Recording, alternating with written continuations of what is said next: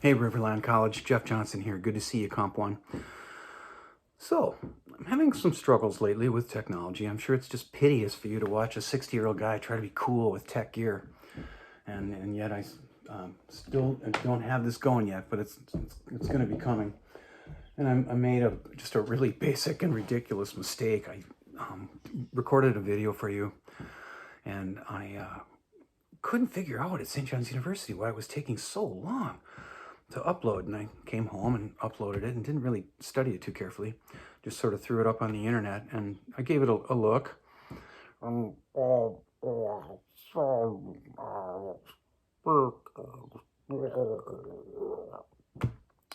I realized, you know what? Your half-hour lesson, your 33-minute lesson was almost 2 hours long because you shot the whole thing in slow-mo. That's ridiculous. But at least I'm honest about my errors, and I'm going to be a lot more careful with all the buttons of all my devices, especially the new ones. So, and of course, now it's Thursday afternoon, and I had to shower up and, get dressed up like a school teacher and look like an English major in one of my costumes.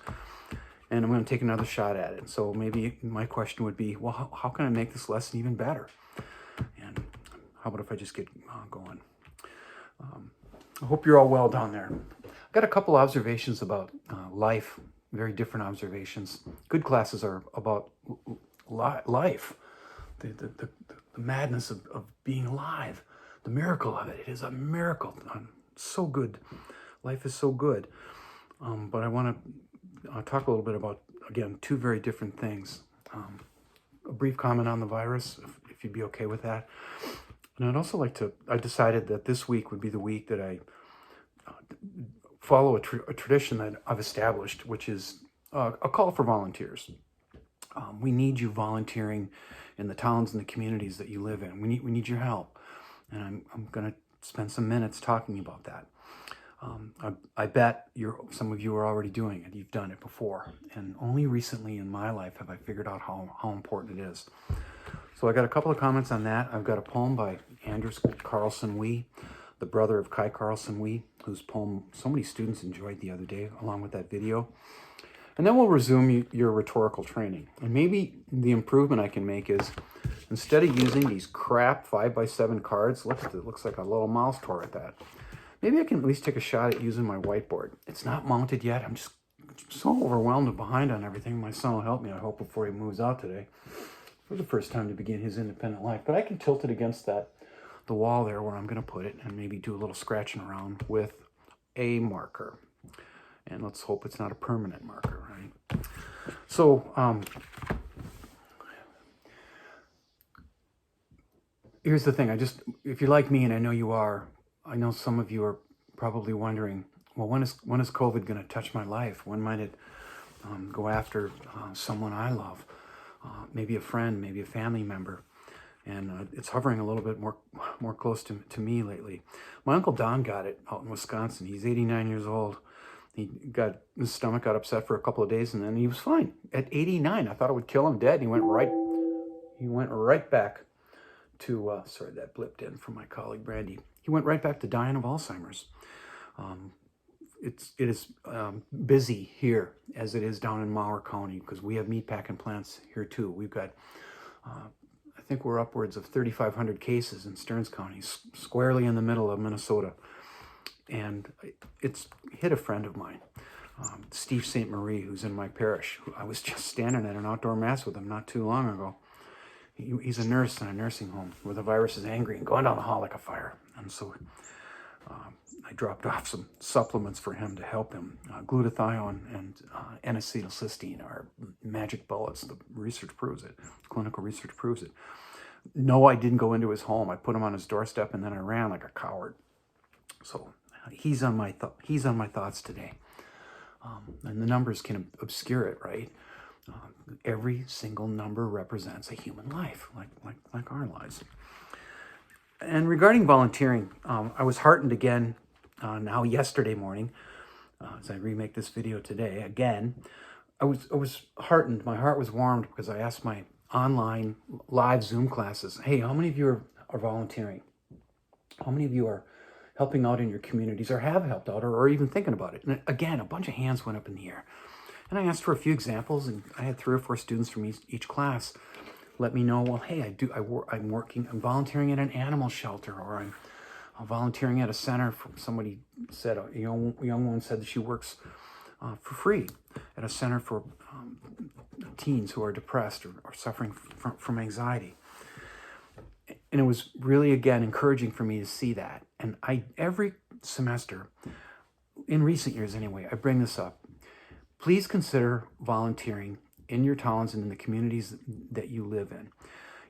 You don't have any idea how important that kind of devotion of time really can be. Now, I volunteered off and on in my life. You know, if you have a pickup, for instance, you're going to be helping people move. You should almost hide it behind your shed or something. So yeah, for years, if somebody says, I gotta move a couch, would you help me? Yeah, I'll help you. But only very recently, as I moved into my late 50s, did I really try to step it up. And just to be personal, just to model it for you, positive adult behavior. For me, it manifests or is enacted in 2 different ways. I'm the faith formation director for a little Polish parish about 10 miles north of here. Now, it's true I get paid, although I've told my priest I'll do it for nothing. He pays me $10 an hour, so it's a pretty good thing I got this day job. And I administrate and teach for a little parish that's got about 75 kids, and we had our first parent meeting last night. I don't have time to do it. I just do not have time to do it. But he asked me to continue on, even though I was hoping he would fire me. And I'm gonna continue to do it and give that time, even though a lot of it's going to be centered on homes.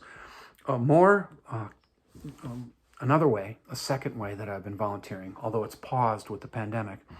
For about 4 years, my wife and I have been visiting the sick and dying in our parish. Our priest, Father Gregory, asked us a few years ago if we would be willing to become the parish nurses for Immaculate Conception Parish.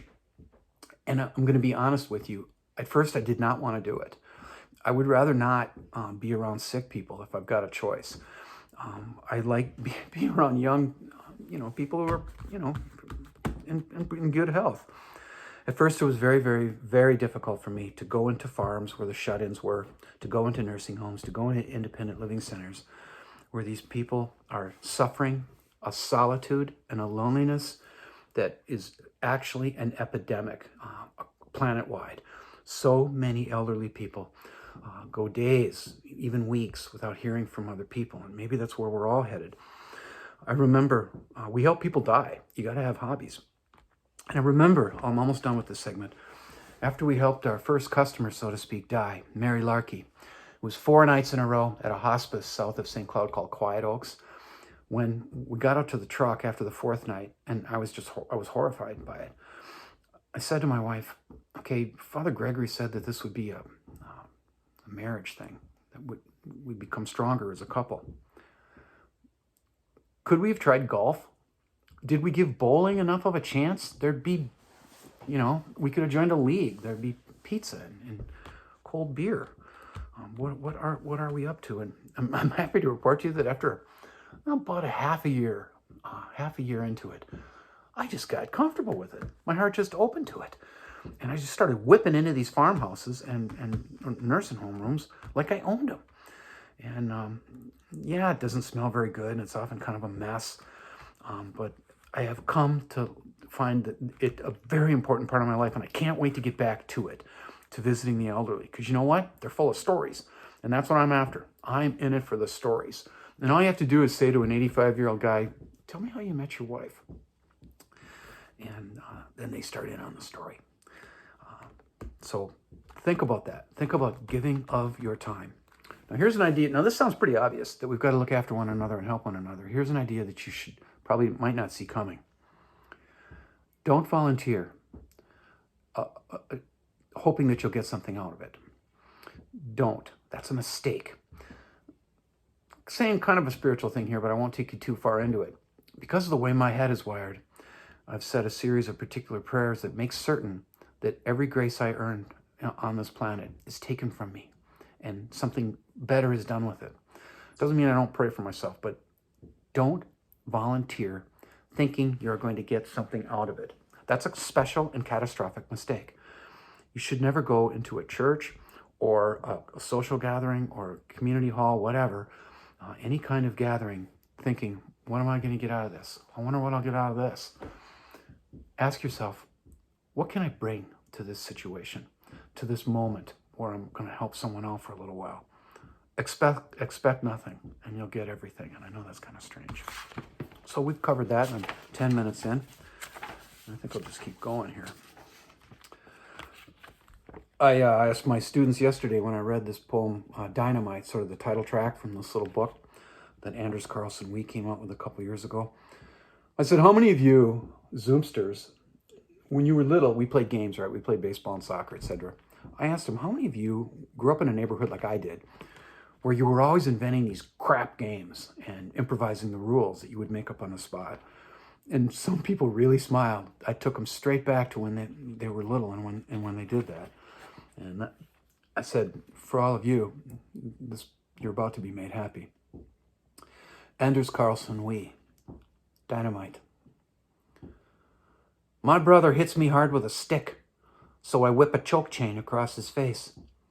We're playing a game called Dynamite, where everything you throw is a stick of dynamite, unless it's pine. Pine sticks are rifles, and pine cones are grenades, but everything else is dynamite. I run down the driveway and back behind the garage, where we keep the leopard frogs in buckets of water, with logs and rock islands. When he comes around the corner, the blood is pouring out of his nose and down his neck, and he has a hammer in his hand. I pick up his favorite frog and say, if you come any closer, I'll squeeze. He tells me I won't. He starts coming closer. I say, a hammer isn't dynamite. He reminds me that everything is dynamite. So when I read that poem, when I discovered it about a year ago, I wrote Anders Carlson-Wee an email. I'm like, dude, you got to tell me what happened next. I mean, is this real? Did you just imagine this? Isn't this you and your brother? What did he do with the hammer? What happened to you? And he wrote back. Sometimes the writers will tell you the story behind the poems. Sometimes they won't. And he shot me an email back. I should have dug it up. I could read it to you, because I don't have to read emails. He said, Jeff, I might tell you that someday, but you got to host me for your Verse Like Water series. And that's why I'm bringing him this year, along with a bunch of other poets. And I got more news on that, probably with the next lesson. So I'll bring that guy in as brother, at least virtually. So let's check out my new whiteboard. Oh, okay, this is not ideal. This is not optimum, but pretty quickly this whiteboard is going to be hanging on the wall here, and it's for you. I got this just from my Riverline class, so I can scratch and draw and think. And I obviously don't have it mounted yet. It's just sort of tilted into my doorway, but I'm making improvements bit by bit, day by day. And I've got a few things I want to talk to you about, as awkward as this is with me standing in a doorway. One of the things I'd like to do is give you a working definition for rhetoric, for what it is. Definitions help. They help us think. They kind of ground us. And there's a number of definitions that I could give you. One of them, for instance, is from I.A. Richards, one of the great weirdos of rhetoric, rhetorical history, rhetorical theory. I.A. Richards, who also had the worst hair in the history of rhetoric, in the late 1930s at Harvard University, he proclaimed that rhetoric is the study of misunderstandings, and that any discipline that has as its concern the resolution of misunderstandings need not apologize for itself. I like that one. I like going a little further back, too, to Cicero, the Roman orator, who was brutally executed for speaking against Brutus and the dudes who knifed Caesar. The day after that happened, he was in the Roman Senate. And he knew he was going to get it for doing that, but he did it anyway, because rhetoricians can't shut up. He said that rhetoric is a good man speaking well. And we have to make that gender inclusive, right? Because it's the 21st century. Rhetoric, in Cicero's view, is a good person speaking well. I like that one too. You're going to have to memorize the one I'm about to give you. And I'll say it twice, and I would write it down. And it's a video, so it's going to be easy to do. It comes from Aristotle, book 1 of his Rhetoric. And I love this a lot. And I've been saying this for many years. And again, it's the only thing you're going to have to memorize. And you're going to have to prove it on a quiz, too. We got a few of those coming, so I know you're bored and doing the work. Aristotle proclaimed, in the George Kennedy translation anyway, rhetoric is the art of discovering, in any case, the available means of persuasion. And I like that a lot. I like the word art in it. Rhetoric is the art of discovering, in any case, the available means of persuasion. I like the idea that we can be artistic or artful in our use of language. That if we try, even if we have simple language, we can still speak with grace and eloquence. And who doesn't want to get better at that? That's what this class is about. Luckily, yeah, it's a writing class, but you all arrived literate. You can all read, write, speak, and think. And we just want to improve, and I just want to give you opportunities for doing that. That's what school is all about. It makes me a little cautious, but he also has the word any in there. Discovering, in any case, the available means of persuasion. What that really means is when you're arguing with someone, when you're trying to persuade someone of something, marry me, give me this job, let me into this school, give me a piece of gum, whatever, reasons big or small, you're really asking yourself, oh, what can I use? What can I use? What's available? Now, the reason why I'm cautious about this is because there's a right rhetoric, there's a wrong rhetoric, and there's a neutral rhetoric that we could call morally ambiguous. And I got all kinds of stories that I'll bring out, some new, some old, to make this concrete for you, to make the abstract concrete. But let's say an obvious thing. I feel like I'm just saying obvious things to you in like the third time I've tried to shoot this.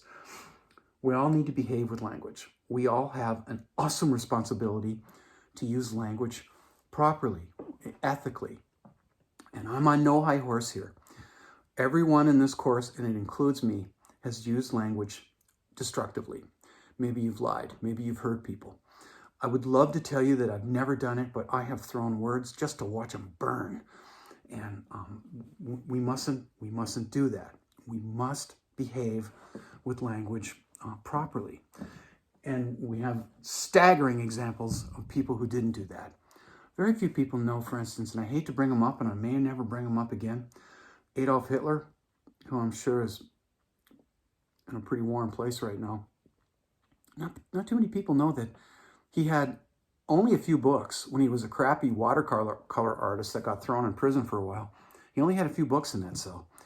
One of them was Aristotle's Rhetoric, and he read it backwards and forwards, and he came out and he caused an entire country to lose its mind, and a lot of people died. At least 5 or 6 million people died in a genocide that was modeled on the Armenian genocide of 1915. So let's behave. Let's be good people. And now you've got that definition.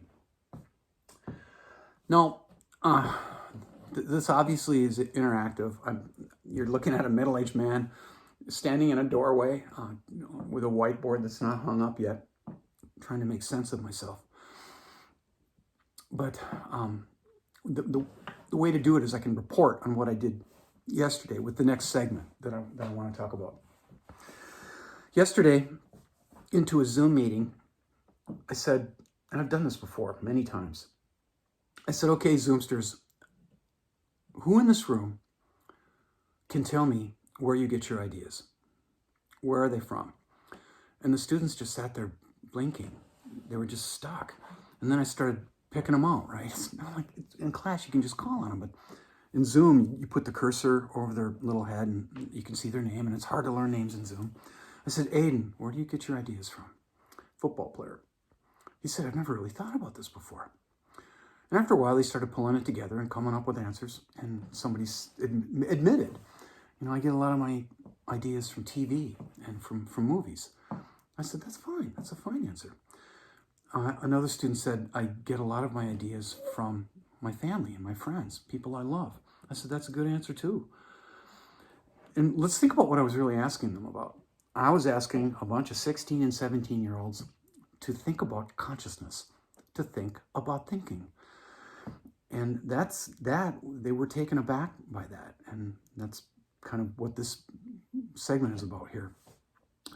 I then said something a little bit more provocative, just to try to stir a response as I move into this idea that I've got on my board here. I said, okay, I'm hoping for a little pushback here, and I'm going to say something that I kind of believe in and might not believe in. What if I said to you, Comp 1, 9 o'clock, Comp 1, 10 o'clock, and you, Comp 1 in Riverland, 3 hours south of me, what if I said to you that the chances of you coming up with an original thought are very nearly zero? What if I told you that I think it might be impossible, truly impossible, to come up with a thought that's never been thunk? Well, this got them going a little bit. And then I had kind of a strange example from one of my older students, Tamara. I think she's 40. I specialize in single moms coming back to school after many years. Tamara, who I worked with last spring, she was in my Intro to the Humanities class, went to the Guthrie with me too on my trip. She said, okay, what if I had the thought that I wanted to take my toe and smash it with a toilet seat? Maybe no one's never thought that. And I thought, okay, do we still say weird flex, but okay? Probably not. I'm trying to keep up on the lingo. I said, okay, Tamara, thank you.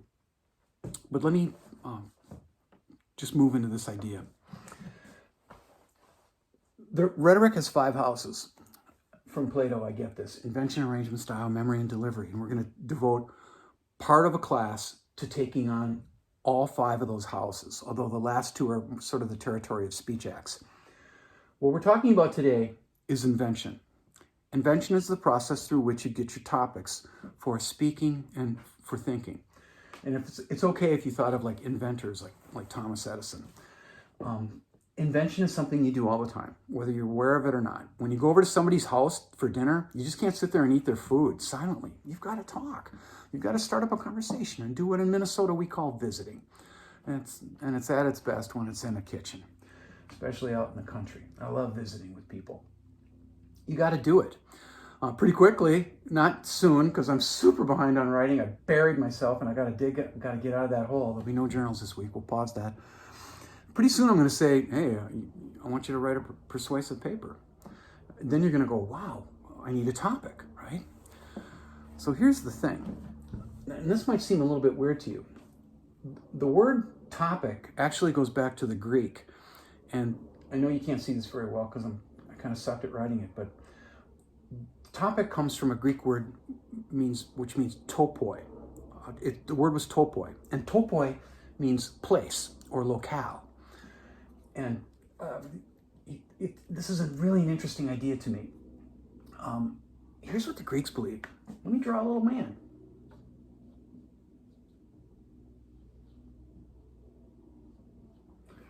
I put baseball caps on every person that I draw because my artistic development was arrested in the mid-'60s.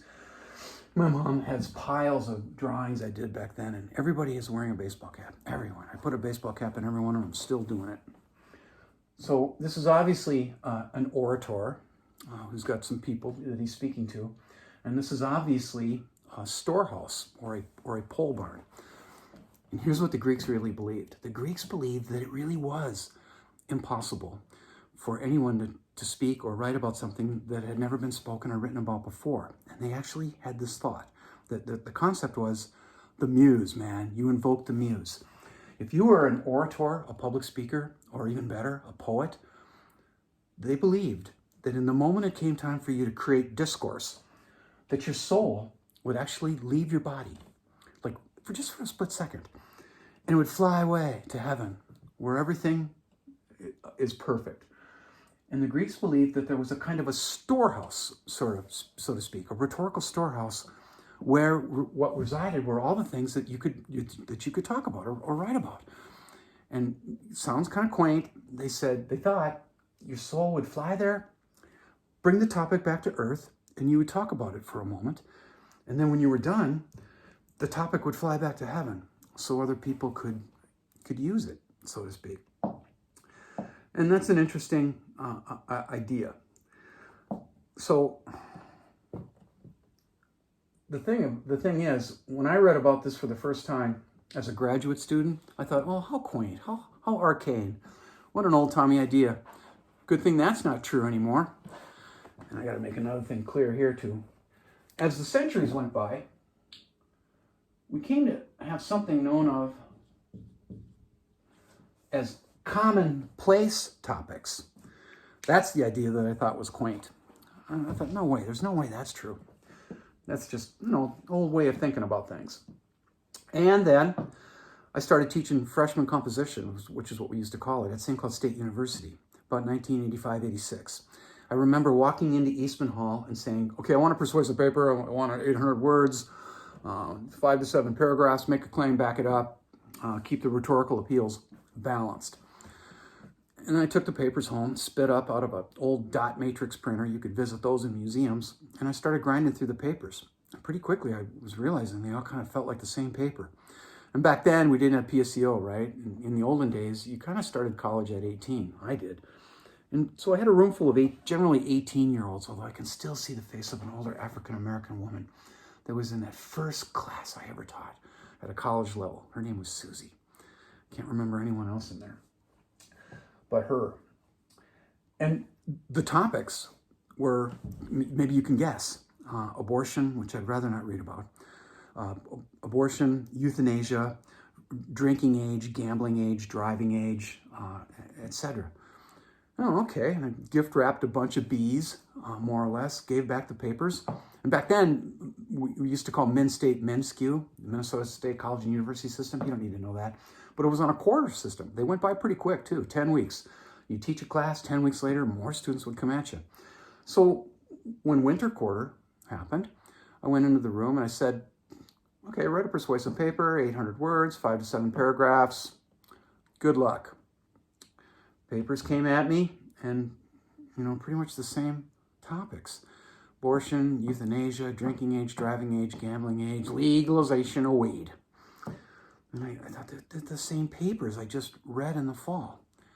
Then in the spring, I made a mistake. I made a really big mistake. I've made so many errors, but that's how you learn. That's how you learn through error, even though you're afraid of making mistakes. You should knock that off. That's how we learn. The mistake I made was I went into that class and I said, okay, spring quarter now. I said, I want a persuasive paper, 800 words, 5 to 7 paragraphs, good luck. However, before you go leave the room, by the way, these are the topics about which I forbid you to write. And I just unraveled to the floor. I said, you can't write about any of these things. I thought I was doing them a favor. It just created confusion. There was just fog in the room. What was the nature of the mistake? Well, the nature of the mistake was to not be able to, even though I was like 25 or so, I should have recognized that these are true. Commonplace topics are true. We write to the same things. 18-year-olds, for instance, are interested in freedom. So the topic is going to be tied to some kind of freedom that they want that they don't have. Also, not knowing that the seeking of freedom most often leads to enslavement. If you're addicted to vaping, for example, you probably know what I'm talking about. Didn't it feel free the first time you took that first vape hit? You should knock that off. It's bad for you. So I made a mistake and I got a bunch of crap papers, and they were worse than the ones that I had gotten in the fall and the spring. Don't worry about trying to come up with an idea that is maybe something I've never read about before. It's not worth it. I'll cover special topics in the next vid, because Aristotle does allow for them with a single sentence after he explains commonplace topics. Don't bother trying to come up with something original. If I said to all of you, okay, you have to write a paper about whatever this topic. You have to write a paper about, let's just go with euthanasia. Let's go with gambling age. I'm not a gambler. You know why? If I bought a lottery ticket, I'm so lucky. I know I would win and the money would ruin me. So I've never bought a lottery ticket. I hadn't planned to tell you that. Don't worry about it. If I said every one of you must write a paper about the gambling age in Minnesota, all 25 of you, 26 I think, would be writing a different paper because of linguistic dexterity. So don't concern yourself with that. It's a waste of time. And I'm certainly not calling you unoriginal. And I'm just, because I know how creative and imaginative you are. I have too much respect for your consciousness. Just about every idea I have in my head is borrowed, stolen like my glass porch, which you've already seen a lesson or two shot from. Stolen idea. A friend of mine, John Petters, built a porch like that. I saw it one New Year's Eve, and I'm like, I am stealing this idea. I went back the next day with my camera and clipboard and tape measure, and I took that idea and I made it better. That's the story of my life. Stealing ideas and making them better. But that's why I'm always attributing, right? I'll say, I got this from this book. I got this from this person. I got this from Kenneth Burke or I. Richards or Socrates or Plato. And I talk more about the importance of the honesty of that in Comp 2. So let's end with a story here. I'm trying to keep these at the half-hour mark. It would make sense to just keep talking and do an hour lesson, but and then cover it. But I'm going to make you another lesson tomorrow, not in slow-mo, and I'll upload that Friday afternoon. And tomorrow is September 11th, so I'll have to make a few remarks about that. Let's end with a story. I only once in my life as a teacher at Central Lakes College have I had, for a split second, the thought, wow, I bet no one's ever done this before, ever. And it was in a kind of a strange situation. And I know I bring him up a lot, but he's important to me. My old dean, Kelly, who's now my new dean, he made a little mistake that I should have helped him out on. About 10 years ago, for one semester, I taught film appreciation. I should not have done that. I should not have said, yeah, I'll teach film appreciation. Why? I don't know anything about films or cinema. I've seen a movie or two, but at my age, I don't watch them anymore. I watch maybe one movie a year. I just don't have time for Hollywood. It's too violent and pornographic for me. I don't want anything to do with it. If that's your scene, good luck, but that's how you're structuring your consciousness. I just Hollywood's dead to me. So I taught this class, and I shouldn't have been doing it, but I did it anyway because I was an adjunct trying to catch on after getting fired. And I came out swinging with an unwatchable black and white movie called Birth of a Nation. It's like 1919, I think. I don't think it's worth it, but you can watch it if you want. It's so long, and the problem was and is, it was so early in the history of movies that there's no sound, there's no music, there's nothing. There's just like, people, like a Civil War general would say something, and you'd see the words under him. That's the best they could do. So we watched that movie for like an hour, and my students were like, Johnson, this is just too weird, man. And I said, what's the matter? And said, we can't watch this. It's just too odd sitting in silence. We need music. And then I said, okay, well, how about this? For the next class, I'll bring in my guitar. And I'll play guitar to whatever's happening on the screen. I'll bring in electric guitars. I'll bring in an acoustic guitar. And they're like, that sounds fantastic. And then the next time I showed up, they're like, where's your guitar, Johnson? I said, did you really think I was going to bring in my guitar? You lied to us. I said, I didn't lie. You guys, I was being satirical. Satire is protected speech, even when people don't get it.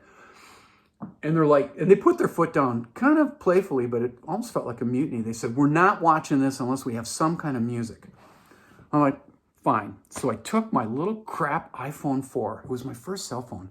And I got my first cell phone because I was a commuting teacher at that point.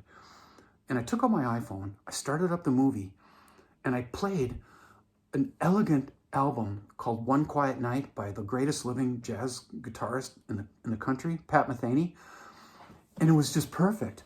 The music was strangely, beautifully perfect for what was going on. It was just, it was congruent for some reason. And I'll never forget that when the first song ended, it was one of those movies where, you get this telescoping thing that would close off a scene. The closing of a scene corresponded perfectly with the end of a song. And I had 45 students looking at me going, did you plan that? I said, I planned that. And they're like, you're like a genius. I sat there thinking, this has never been done before. No one anywhere on earth has ever showed Pat Metheny's One Quiet Night as a kind of a strange soundtrack to Birth of a Nation. Well, I think I've gotten as far as I want to go today with this particular lesson. Again, trying to keep it at about half an hour. And I'm feeling pretty proud of myself. I don't think I filmed this in slow-mo. I hear that you can speed up videos too. I want to address that on another day. Please don't speed me up. Please don't speed me up to get through it. Please. So let's get this edited and back to St. John's to upload this to you.